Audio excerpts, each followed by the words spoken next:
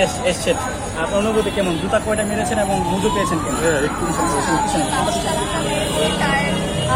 ফলাফল হিসেবে একটা মজা পেয়েছি, আর আজকে এখানে এসে খুবই ভালো লাগছে।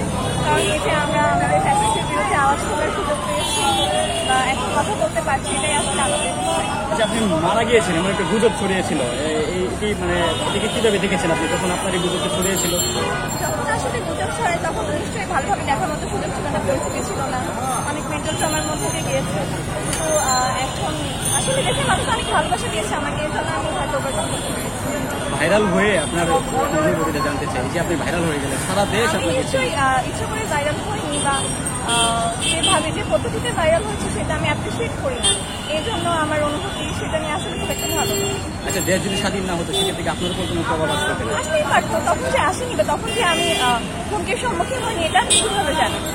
আমি হয়তো পরবর্তীতে আসতে পারিনি, হয়তো ঢাকায় থাকতে পারিনি, অনেক ধরনের অনেক ঝামেলার সম্মুখীন হয়েছি। তো দেশ যদি স্বাধীন না হতো, যারা আন্দোলন করেছে তাদের অনেকেই ঝামেলায় করতো, তাদের মধ্যে হয়তো আমিও থাকতে পারতাম। নতুন সরকারের কাছে কি দাবি জানান? সরকারের কাছে দাবি জানাই